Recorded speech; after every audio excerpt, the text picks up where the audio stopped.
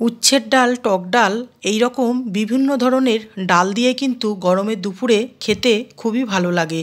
নমস্কার বন্ধুরা, রেসিপি কথা পরিবারের সকলকে জানাই সাদর আমন্ত্রণ। আজ আমি তৈরি করেছি একদমই নতুন ধরনের একটি ডাল। তৈরি করেছি গুজরাটের ফেমাস খাট্টে মিঠি ডাল।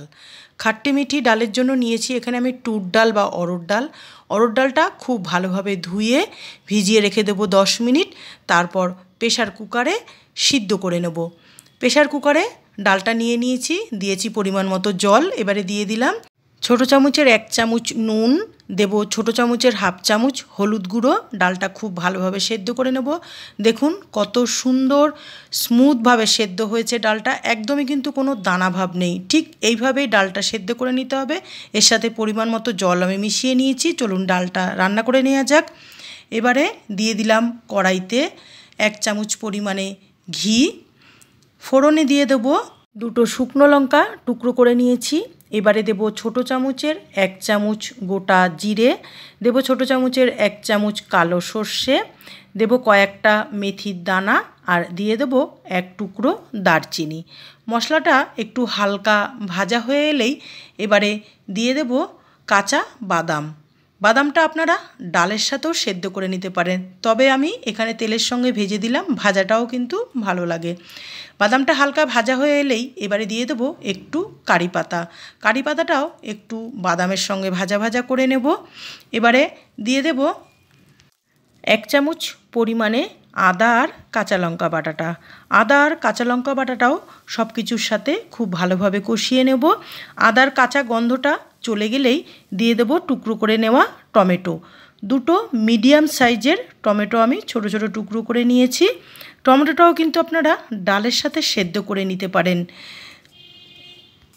টমেটোটা একটু তেলের সাথে নাড়াচাড়া করে নেওয়ার পর এবারে দিয়ে দিলাম আন্দাজ মতো নুন, দিলাম ছোটো চামচের 1/2 চামচ হলুদ গুঁড়ো, দেব ছোটো চামচের 1 চামচ কাশ্মীরি লঙ্কার গুঁড়ো, আর সবশেষে দিয়ে দেব ছোটো চামচের 1/2 চামচ হিং। গ্যাসের ফ্লেমটা লোতে রেখে সব কিছু খুব ভালোভাবে তেলের মধ্যে কষিয়ে নেব। মশলাটা প্রায় অনেকটাই কষানো হয়ে গেছে। কড়াইয়ের গায়ে একটু মশলাটা লেগে যাচ্ছে, তার জন্য দিয়ে দিলাম 2 চামচ পরিমাণে জল। জলটা দিয়ে আবারও মশলাটা খুব ভালোভাবে কষিয়ে নেব। মশলা খুব ভালোভাবে কষানো হয়ে গেছে, টমেটো সেদ্ধ হয়ে গেছে। এবারে দিয়ে দেবো সেদ্ধ করে নেওয়া ডাল। আমার রেসিপিটি ভালো লাগলে অবশ্যই একটা লাইক করবেন, শেয়ার করবেন, আর যে সকল বন্ধুরা প্রথমবার আমার চ্যানেলটি দেখছেন একান্ত অনুরোধ রইল আমার চ্যানেলটি সাবস্ক্রাইব করে আমার পাশে থাকবেন।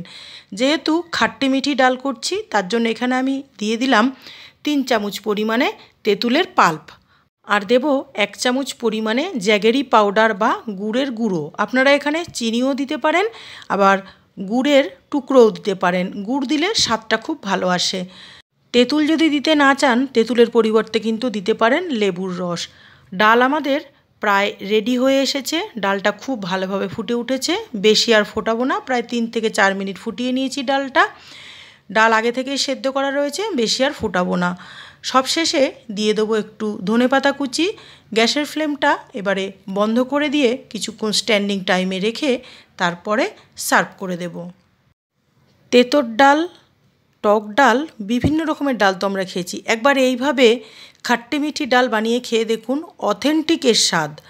গরম ভাতের সাথে অসাধারণ লাগে খেতে। তাহলে বাড়িতে অবশ্যই একবার ট্রাই করুন খাট্টে মিঠি ডাল। সকলে ভালো খান, সুস্থ থাকুন। ধন্যবাদ। ফিরবো আবার নতুন কোনো রেসিপি নিয়ে।